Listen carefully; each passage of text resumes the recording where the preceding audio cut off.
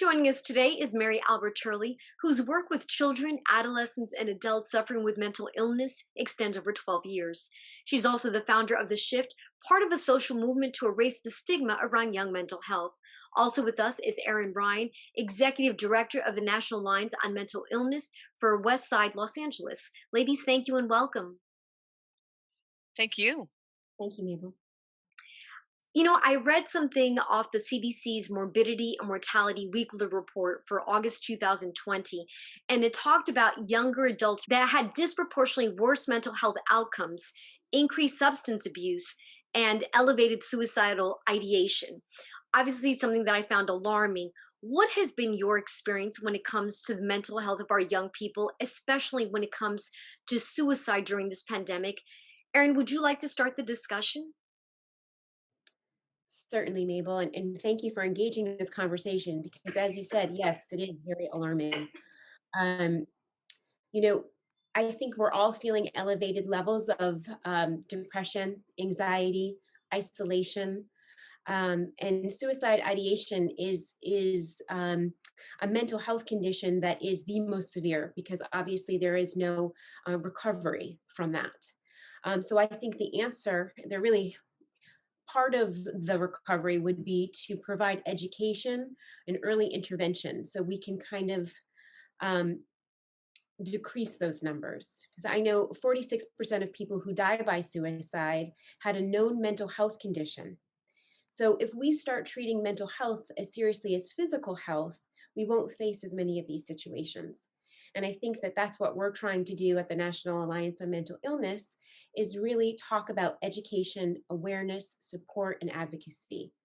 And that starts, I think, with children. I myself, as a mom, I know I've had some issues myself with anxiety and depression during this time. Working from home full time, homeschooling two young children, it's a lot to juggle. But having these conversations to talk about it and to know that you are not alone and that there are resources, those are the key elements of helping to prevent suicides and deal with mental health conditions as a whole, starting the conversation.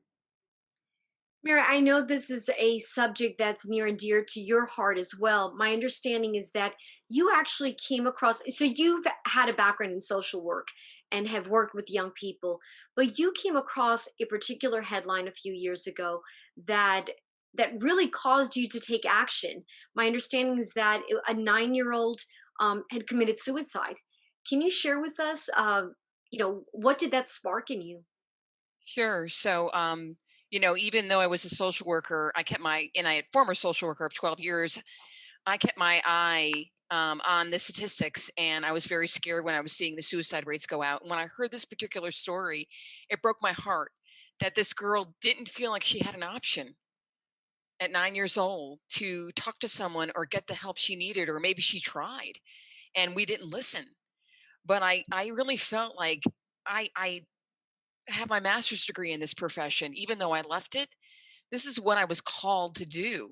So I wanted to take action right away and speak to the people around me about coming together to create something that would provide a larger platform. So I spoke to several people that were in my life that were producers, and they joined the team, and it was able to expand the conversation. And now we're doing wellness rallies, and we have Erin as a partner for our LA Wellness Rally happening May 1st, where we can offer teens and young adults the ability not only to speak up about what they're going through, but also to receive resources and to have their voice heard by politicians, possibly celebrities, other uh, you know teens and young adults who are suffering, and collaborate on how we can have a more empowering conversation around this. You started this social movement that's entitled The Shift, and you made reference to it.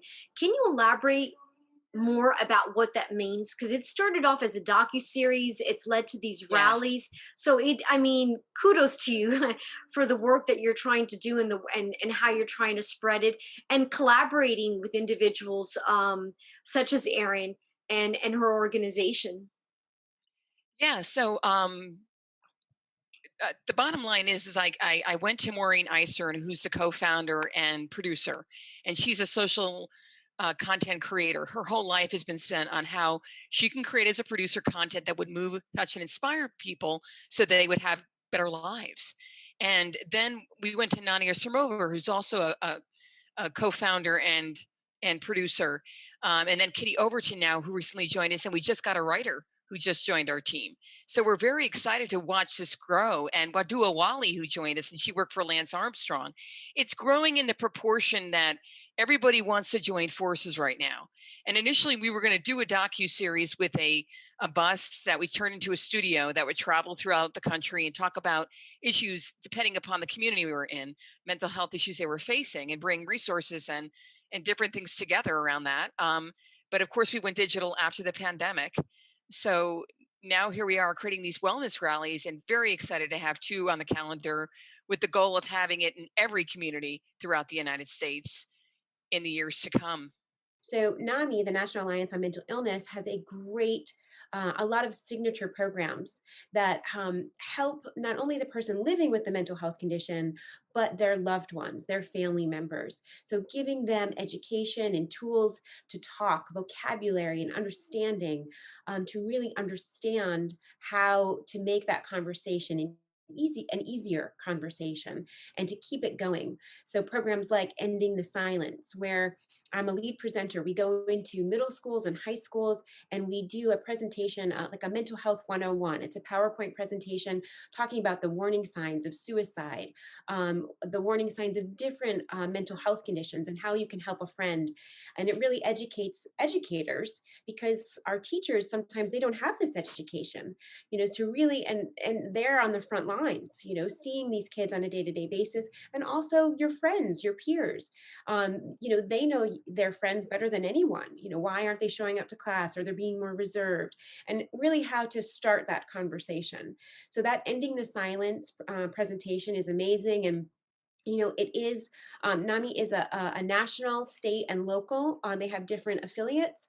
So on the national level, they deal with a lot of public policy, and they create the programs that are implemented by the state and local levels. So whoever's tuning in now, if you're tuning in from New York, New Jersey, Connecticut, wherever it may be, you can go on NAMI.org and put in your zip code, and you can find the local NAMI that's associated with where you live geographically, and they'll have local resources. Now, we live in a digital community now, so everything is really accessible. So we have a lot of great programs at NAMILA.org, and we encourage you to take a look at it, or NAMIWLA on Instagram. We have a lot of great content that offers great resources. If you or someone that you know and love are having an issue, you can always text help or NAMI to 741-741.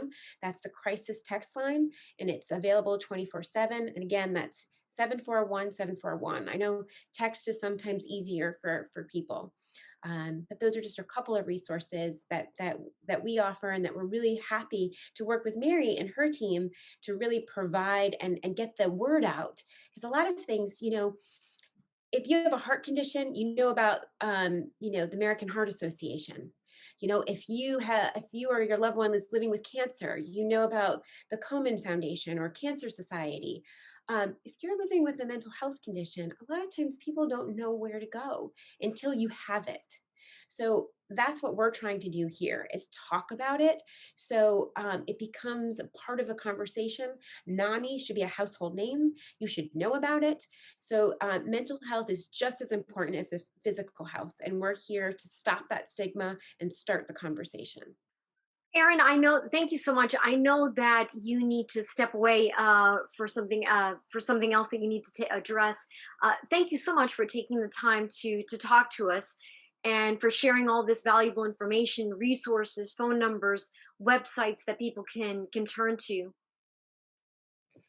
Thank you, Mabel. Yes, I'm actually off to a high school to give a presentation. So I will see you guys soon, and grateful to be here today. Thank you Thank you, both for Erin. your work. Thank Thank you. you. Mary, I certainly want to continue our dialogue and talk a little more about the shift. As you said, right now with the pandemic, your initial vision for what this would be has changed quite a bit. Once the pandemic settles, which could still be quite a while, What else is it that you hope to accomplish? Well, certainly, we'd love to have the live component of the wellness rallies, as well as continue with our mission about a possible bus traveling through different communities and offering resources around mental health to open up that discussion more and more. I think that it's also part of a cultural conversation too that we're hoping to open up on any kind of cultural or any kind of level where there's a stigma there, just to let that go, especially now where so many of us need to talk.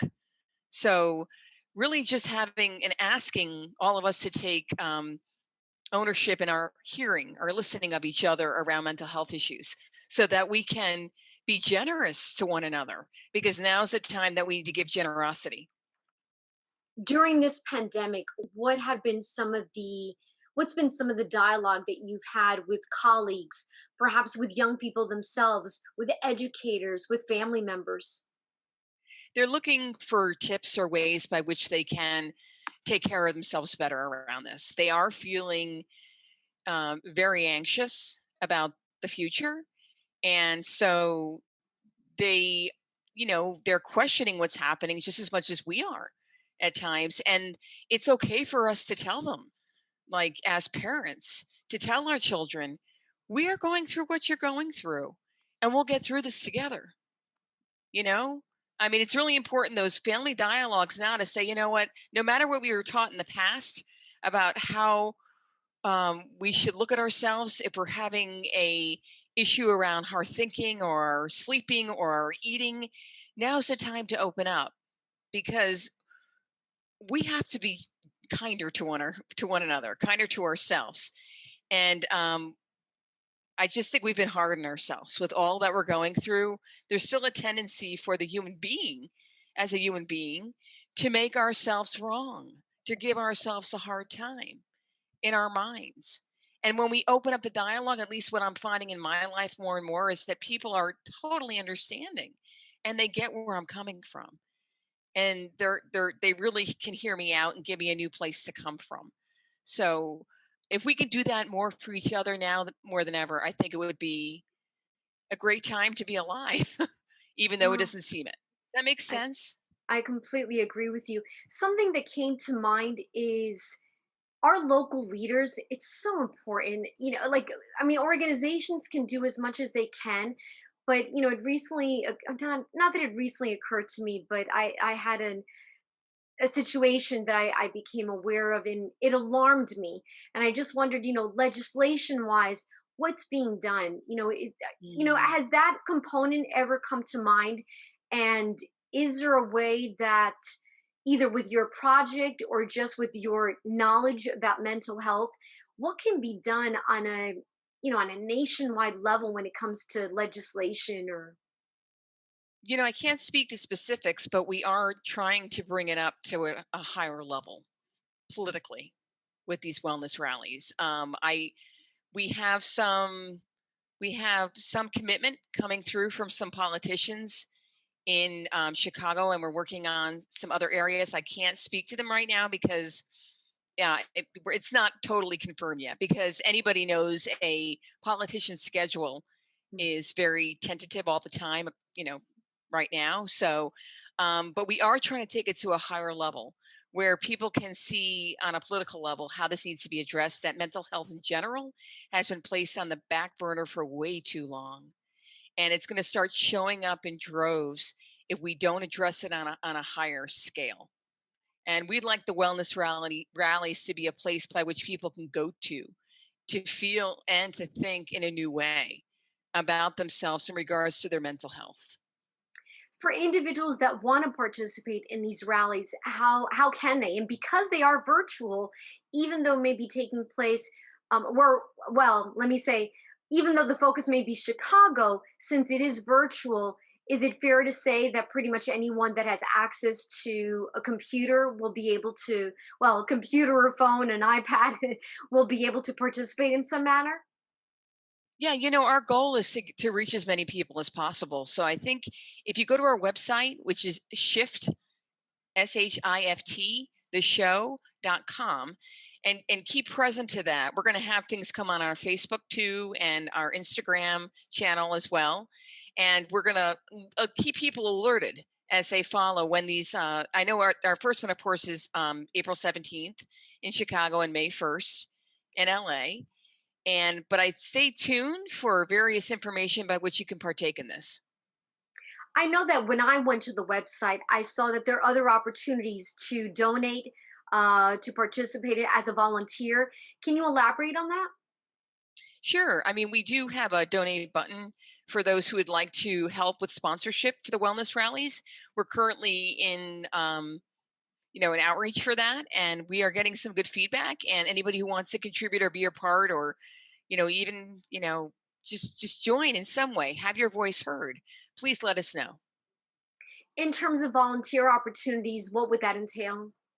So we have Kitty Overton, who is our lead content strategist. She's leading a group of interns right now of that age range who are learning and having discussions about mental health. They're trying out what's coming out first around the shift.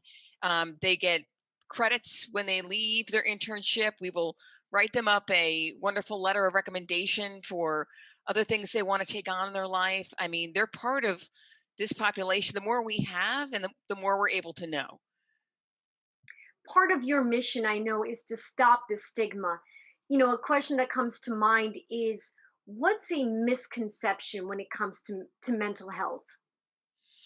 I think there's a lot of misconceptions about mental health. I think that many of us still feel like there's something wrong with us if we have a mental health crisis or experience that doesn't feel right. And so, you know, we can either go into an isolation mode where we don't talk to anyone about it, or we can end up divulging too much information to people who aren't the safe people to talk to about it.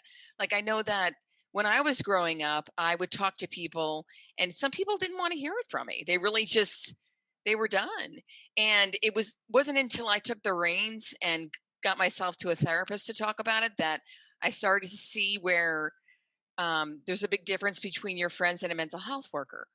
It doesn't mean you can't talk to your friends. It's just, it's really understanding, where is the most appropriate place for me to release what I'm going through so that I can get the help I need and feel like I'm safe.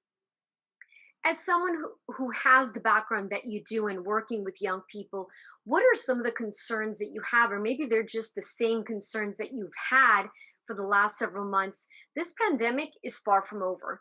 And we have this hybrid model. We have some parents that simply just don't want their children to be in school.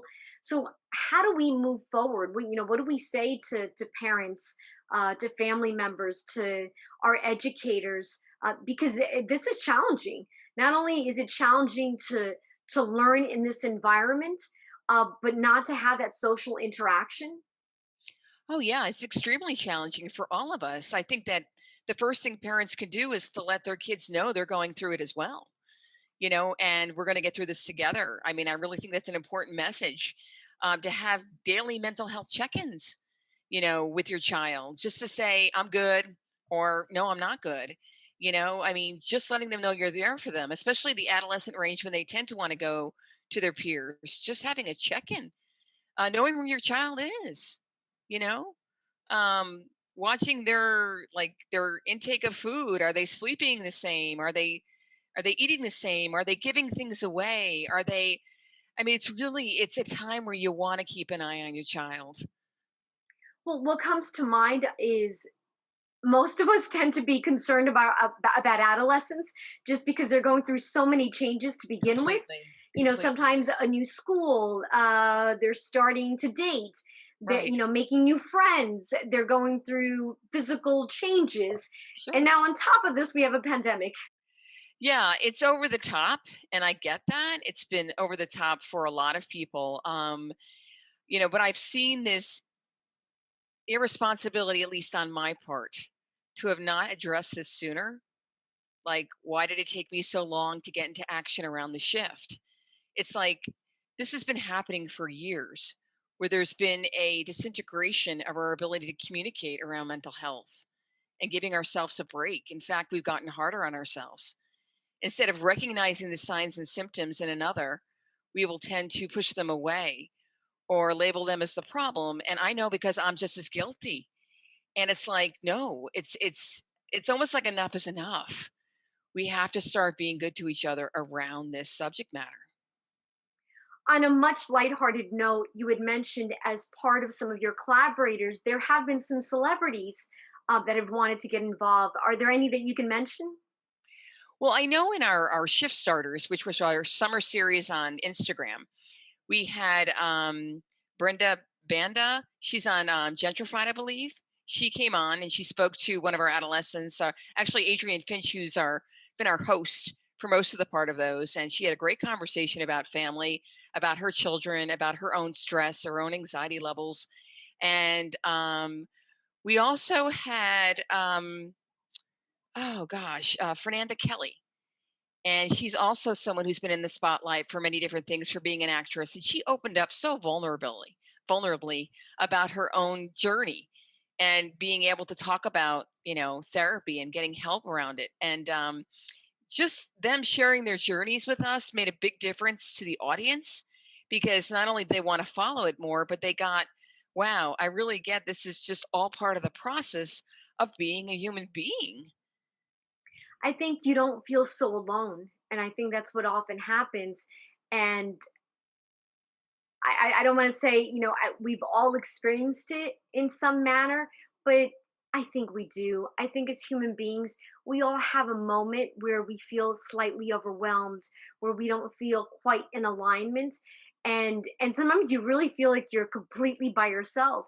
Yeah. And being able to talk, whether it's to a medical professional or being able sometimes to just talk to a friend and be able to vent or just have someone listen, sometimes that brings some comfort. And then to have somebody share with you that they're experiencing something similar, it's almost Yes. like this load is lifted, and you feel like you're okay.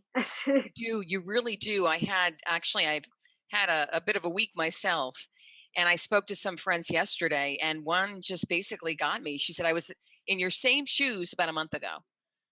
And that just made me feel just so taken care of, just having her open up and share with me that way. No, I And completely agree with you. yeah, and these conversations need to be had moment by moment and more often than not, you This know? is something obviously an ongoing issue. Where do you see taking the shift?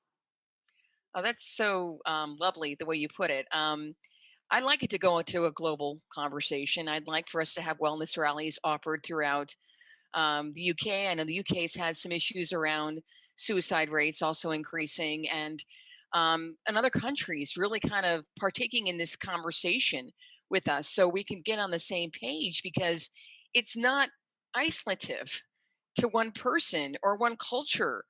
It's a universal conversation as being a human being to take care of ourselves and to open up about our mental health and to give ourselves resources and to honestly, when I hear someone else go through something, if I say no to that or if I resist that conversation, all that indicates is that it's made me uncomfortable because I haven't looked at myself.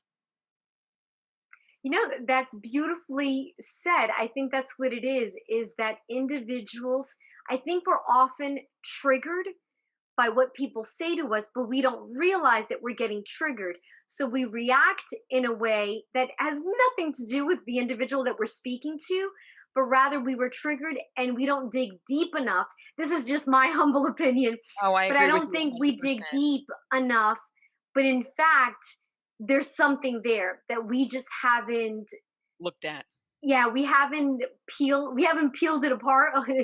we haven't taken we haven't dug deeper. We haven't looked into the other layers of what it is, what triggered us, and what is it that perhaps has not been answered in our own lives. And again, that's just my humble opinion, but I find that I've come across that just in my own life, and working just on self empowerment and realizing that, yeah, often I don't want to have dialogue with someone about something, and it's not because it's usually just it makes me uncomfortable because it's a subject matter that I haven't addressed. It's so true, and we're seeing it on a larger scale in our country. And without going political, because my point is not to go political, but the divide I feel is more of a mental health issue, that we're not being straight with what we're going through in our lives. And that just keeps us in a secret, and it keeps us justified in whatever we're feeling. And the more we make others wrong, the more we're needing to be right, then the more that we see this separation ensue. So, through the conversations that we're hoping to generate with the Shift Wellness rallies, um, we want us to all see that we are really the same. We're all just reacting. And when we react, all we do is tend to isolate. And when we converse and share, we tend to come together. The docu-series element of this right now isn't occurring because of the pandemic, but is that essentially what you'd like to do as another a component of this? Eventually we'd have to see where we are after the pandemic, because, like had referred to earlier, that could take a while. But certainly, we'd love to be out there in the, creating some live content. And I think we're still going to do that with the pandemic in place. It's just probably not as much as we would if the pandemic wasn't here. So that is definitely our goal. Mary, thank you so much. Once again, for Thank our you. viewers, they should go to your website, which is www. I just want to make Shift sure that it's given properly. shifttheshow.com. And also, you said you can also be found on Facebook and Instagram. Yes, and I want to give you those without making a mistake on them. So let me just look those up really quickly, and they should have been in my hand Absolutely. already. So I will look those up for you. Yeah, I just want to make sure that we provide the Of proper course. resources. I don't want to give the wrong name or anything. Of course. So it is, I'm so sorry, at the shift underscore series. So And at that, the shift underscore series. right, that's our Instagram and our Facebook. So you can go to all of that and just check us out. Oh, Mary, thank you so much. I'm so glad that I was able to speak to both you and Aaron, and just the valuable resources that you shared with us, the dialogue that you opened up. I hope that our viewers, even if it's just one comment that they took away, or the phone number that was provided, just some element of the discussion, or something that it may motivate them or inspire them to talk to a loved one or a friend that they're concerned about, or a colleague. So I'm in complete agreement with you, and count on me, because I think it is really important that we continue having a dialogue. Completely. And thank you so much, Mabel, for the opportunity to come on and talk to you about it. I really appreciate it.